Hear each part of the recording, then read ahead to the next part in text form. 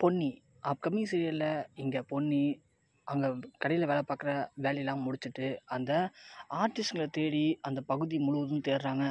ஆனால் பொன்னி என்னதான் அந்த பக்கம் முழுசாக தேடினாலும் பொன்னிக்கு எந்த ஒரு ஆதாரமுமே கிடைக்கல. ரொம்பவுமே விரக்தியில் ரொம்ப டயர்டில் பொன்னி நேராக வீட்டுக்கு வராங்க. பொன்னி வீட்டுக்கு வந்துட்டு மொட்டை மாடிக்கு போகிறத பார்க்குற சக்தி ரொம்பவுமே ஃபீல் பண்ணுறாரு. பாவம் பொன்னி காலையிலேருந்து அங்கே மளிகை கடையில் போய் நின்றுக்கிட்டே வேலை பார்க்குறா. வேலை பார்த்து முடிச்சுட்டு இப்போ தான் வீட்டுக்கு வரான். வரும்போதே ரொம்ப கஷ்டப்பட்டு வாடி போய் வரா.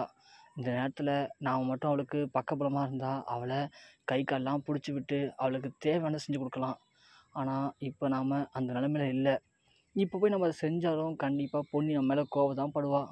என்ன தான் பண்ணுறது, இதெல்லாம் எப்போ தான் சரியாகும் அப்படின்னு சொல்லி சக்தி ரொம்ப ஃபீல் பண்ணுறாரு. அப்படி ஃபீல் பண்ணிகிட்டே உட்காந்துருக்கும்போது அந்த பக்கம் சந்திரசேகர் வராரு. மணியும் ஆயிடுச்சு. மேலே போய் சக்தி பார்க்குறாரு. பொன்னி கொசுக்கல்ல தூங்கிட்டு இருக்காங்க. ரொம்ப கஷ்டமாக இருக்குது சக்திக்கு. பாவம் பொன்னி அங்கே போய் அவ்வளோ தூரம் கஷ்டப்பட்டு வரா. வந்து நிம்மதியாக தூங்கக்கூட முடியலையே அப்படின்னு சொல்லிட்டு சக்தி வந்து ஃபீல் பண்ணிட்டு உட்காந்துருக்காரு. சந்திரசேகர் முதல்ல வந்து பார்க்கும்போது சக்தி இல்லை. எங்கே போனா இவன் அப்படின்னு சொல்லி யோசிச்சுட்டு இருக்கும்போது சக்தி வரான். சக்தி வரவுன்னு சந்திரசேகர் கேட்குறாரு, சக்தி எங்கேப்பா போனேன், உன்னை ஆளையே காணும் அப்படின்னு சொல்லவும், இல்லைப்பா பொன்னி என்ன பண்ணுறான்னு பார்க்க போனேன்.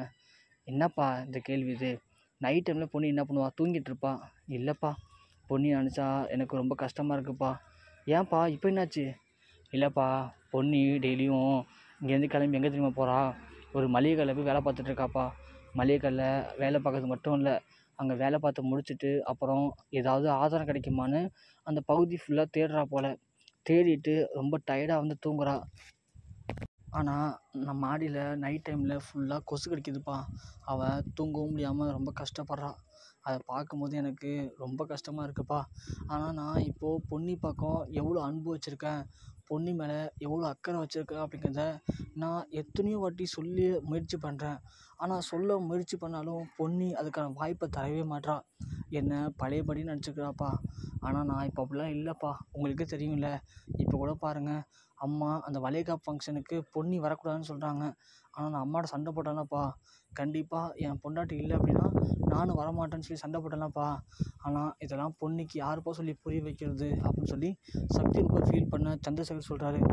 சக்தி அதாவதுப்பா, நல்லா ஒன்று புரிஞ்சுக்கோ, ஒருத்தவங்களுக்கு தாகம் தேவைப்படும் போது தான் தண்ணி தேவைப்படும். ஆனால் தாகம்லாம் முடிஞ்சதுக்கு பிறகு நீ என்னதான் குடகுடமாக தண்ணி கொடுத்தாலும் அது அவங்களுக்கு தேவைப்படாதுப்பா. அந்த மாதிரி தான் பொன்னியோட நிலைமையும். பொன்னிக்கு அன்னைக்கு நீ வந்து எதிர்த்து பேசணும்னு எதிர்பார்த்துருக்கா. ஆனால் அன்னைக்கு நீ பேசலை. அதுக்கப்புறமா நீ அவளுக்காக எங்கே வந்து நின்று என்ன தான் பேசினாலும் அது அவளால் தாங்கிக்க முடியலப்பா. அவளையும் தப்பு சொல்ல முடியாதுல்ல அப்படின்னு சந்திரசேகர் சொல்லவும், சரிதான்ப்பா, ஆனால் நான் பண்ணது தப்பு தான், இல்லைன்னு சொல்லலை. ஆனால் அன்றைக்கி நான் பண்ண சுச்சுவேஷன் வேறு, அங்கே நடந்த சுச்சுவேஷன் வேறு. ஆனால் அதெல்லாம் தப்பாக இருக்கலாம். அதுக்காக நான் பலமுறை மன்னிப்பு கேட்டேனேப்பா. ஆனால் மன்னிக்க மாட்றாப்பா. நான் என்னமோ கொலை குத்தம் பண்ண மாதிரி என்ன ஒரு விரோதி மாதிரி பார்க்குறாப்பா. அதுவும் என்னை ஒரு துரோகி மாதிரி பார்க்கும்போது எனக்கு எவ்வளோ கஷ்டமாக தெரியுமாப்பா இருக்குது. என்னால் தாங்கிக்கவே முடியலப்பா.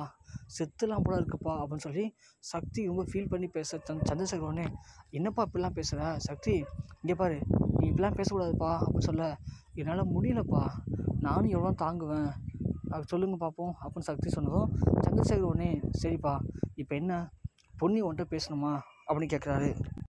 உடனே அதுக்கு சக்தி சொல்கிறாரு, ஆமாப்பா, அவள்கிட்ட நான் அவள் மேலே எந்த அளவுக்கு அன்பு வச்சுருக்கேன் அப்படிங்கிறதையும் அவளுக்கு சொல்லி புரிய வைக்கணும்னு நினைக்கிறேன்ப்பா. ஆனால் அதுக்கான வாய்ப்பே கிடைக்கலப்பா எனக்கு அப்படின்னு சொல்லவும், சந்திரசேகர் உடனே சரி சக்தி, நான் ஒரு ஐடியா சொல்கிறேன், அதுபடி பண்ணு, கண்டிப்பாக அது ஒர்க் அவுட் ஆகும் அப்படின்னு சொல்கிறாங்க. சரின்னு சொல்லிட்டு அப்படியே அடுத்த நாள் பொழுது விடியுது. பொன்னி எப்போதும் போல் காலையில் எழுந்துச்சி வேலைக்கு போகிறான். போயிட்டு அங்கே போனால் கடைக்காரர் ஒரு ஃபேனை கொடுக்குறாரு. என்னென்னு பார்த்தா சக்தி அந்த கடைக்காரரை பார்த்து அவர்கிட்ட கெஞ்சி கூத்தாடி, இது மாதிரி நான் பொன்னியோடைய வீட்டுக்காரர் தான், எனக்காக இந்த ஃபேனை மட்டும் என் பொண்ணிகிட்ட கொடுத்துருன்னு சொல்லி வச்சுருக்காரு. அதே மாதிரி கடைக்காரரும் ஒரு காரணத்தை சொல்லி அந்த ஃபேனை பொன்னிகிட்ட கொடுத்துட்றாங்க. சரின்னு சொல்லி பொன்னியும் வாங்கிக்கிறாங்க.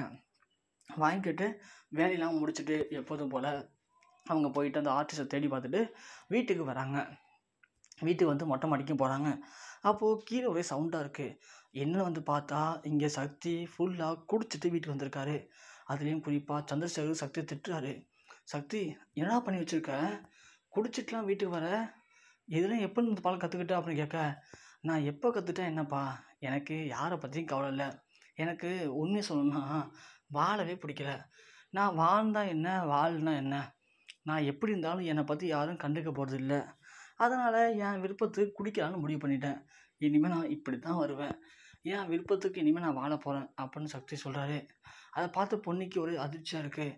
என்ன இவர் இப்படி பண்ண ஆரம்பிச்சிட்டாரு, இது இப்படியே போனால் வேற மாதிரி போய் முடிஞ்சிருமே அப்படின்னு சொல்கிறாங்க, நினச்சிக்கிறாங்க. சக்தி போதையில் அப்படியே தள்ளாடி தள்ளாடி போயிட்டு ரூமில் படுக்கிறாரு. அதை பார்த்த பொன்னிக்கு ரொம்ப கஷ்டமாக இருக்குது.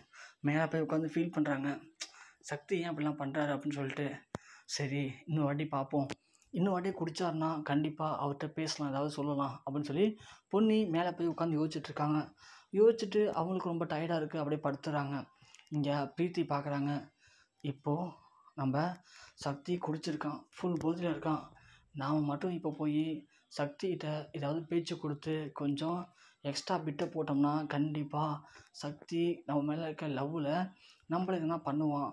அதை வச்சு நாம் சக்தியை திரும்பவும் நம்ம பக்கம் வளைச்சிடலாம் அப்படின்னு பொன்னி பிளான் பண்ணுறாங்க. சரி, பிரீத்தி பிளான் பண்ணுறாங்க. ஆனால் சக்தி இப்போ தான் மேலே போயிருக்கான். கொஞ்சம் நேரம் ஆகட்டும், கொஞ்சம் போதை ஏறட்டும். அரை போதையில் இருக்கும்போது போய் அவன்கிட்ட செல்மிஷம் பண்ணால் கண்டிப்பாக நாம் நினைக்கிறது ஒர்க்கிட்ட வாய்ப்பு இருக்குதுன்னு சொல்லி பிரீத்தி இங்கே வெயிட் பண்ணுறாங்க. ஆனால் அங்கே சக்தி போதையில் கொஞ்ச நேரம் கழித்து ஏஞ்சி மேலே போய் பார்க்குறாரு மொட்டை மாடியில். மொட்டை மாடியில் பார்த்தா சக்தி இங்கே பார்த்த மாதிரி பொன்னி தூங்கிட்டு இருக்காங்க. ஃபேன்லாம் போட்டு நல்லா தூங்குறாங்க. அதை பார்த்து சக்தி ஒன்றே டக்குன்னு அந்த பொன்னி வச்சு கதவை எடுத்து ஓரமாக வைக்கிறாரு. ஏன்னா அது வந்து தட்டி தானே. ஸோ தட்டியை தூக்கி அப்படியே ஓரமாக வச்சுட்டு சக்தி உள்ளே போகிறாரு. உள்ளே போயிட்டு அப்படியே பொன்னி பக்கத்தில் உட்காராரு. உட்காந்த உடனே பொன்னி டக்குன்னு முடிச்சிடறாங்க. முடித்த உடனே சக்தியை பார்க்குறாங்க. சக்தி அப்படியே போதையில் உட்காந்துருக்காரு. உடனே பொன்னி, சக்தி என்ன இங்கே வந்திருக்கீங்க, நீங்கள் நல்லா குடிச்சிருக்கீங்க, போதையோடு இங்கே வந்திருக்கீங்க, நீங்கள் ஃபஸ்ட்டு கீழே போங்க அப்படின்னு சொல்லவும் உடனே சக்தி போதையில் உளறாரு. என்ன பொன்னி, நான் போதையில் வந்திருக்கேன்னு பார்க்குறியா? நான் ஃபுல்லாக குடிச்சிருக்கேன், எனக்கு வாழவே பிடிக்கல பொன்னி, நான் இப்போயே இந்த மாடிலேருந்து கீழே குதிச்சு செத்துலான்னு நினைக்கிறேன் அப்படின்னு சொல்ல பொன்னி ஒன்று, என்ன சக்தி இப்படிலாம் பேசுகிறீங்க, ஏன் இப்படிலாம் பண்ணுறீங்க, உங்களை யார் குடிக்க சொன்னால், நீங்கள் ஃபஸ்ட்டு கீழே போங்க, எதாக இருந்தாலும் காலையில் பேசிக்கலாம்னு சொல்கிறாங்க. கீழே போகிறதுக்கு நான் மேலே வந்திருக்கேன், நான் ஒரே தடியாக மேலே போகலான்னு முடிவு பண்ணிட்டேன் பொன்னி அப்படின்னு சொல்கிறாங்க. ஏன் சக்தி இப்படி பண்ணுறீங்க நீங்கள் அப்படின்னு கேட்க, என்னத்துக்கு பொன்னி நான் வாழணும், நான் யாருக்காக வாழ போகிறேன், நான் பொன்னி மேலே உயிரையே வச்சுருக்கேன், அது பொன்னிக்கே புரியல, அப்போ நான் எதுக்காக வாழணும், நான் என்றைக்கோ பண்ண ஒரு தப்பு இன்றைக்கி இது வரைக்கும் என்னை துரத்திக்கிட்டே இருக்குது, அந்த பண்ண தப்பை நினச்சி நான் எத்தனையோ வாட்டி மன்னிப்பு கேட்டேன், ஆனால் பண்ண தப்புக்கு மன்னிப்பு கிடைக்கல அப்படிங்கிறது மிகப்பெரிய பாவம் தான். அந்த பாவத்தோட வாழ்கிறதுக்கு பாவத்தோட போய் சேர்ந்துடலாம். என்னை பொறுத்த வரைக்கும் நான் உயிரை நினைக்கிறது என் பொன்னியை மட்டும்தான். என் பொன்னியே என்னை துரத்தும் போது நான்லாம் வாழ்ந்து என்ன பண்ண போகிறேன், பொன்னிக்காக வாழணும் இல்லைனா பொன்னிக்காக சாகணும். இந்த முடிவில் நான் இப்போ ரொம்ப தீர்க்கமாக இருக்கேன். எதாக இருந்தாலும் என் பொண்டாட்டி சொல்கிறதா இனிமேல் எனக்கு எல்லாமே அப்படின்னு அப்படியே சொல்லிக்கிட்டு டக்குன்னு பொன்னி மடியில் விழுந்துடுறாங்க. பொன்னியால் இங்கே ஒன்றுமே பண்ண முடியல சக்தியை. ஏன்னா இப்படி ஆகிடுச்சு நம்ம நிலமை அப்படின்னு நினைக்கிறாங்க.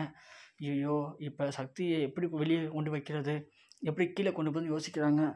ஆனால் இப்போ கீழே கொண்டு போனாலும் பிரச்சனை தான், இவர் ஏஞ்சிருக்கவும் மாட்டார்.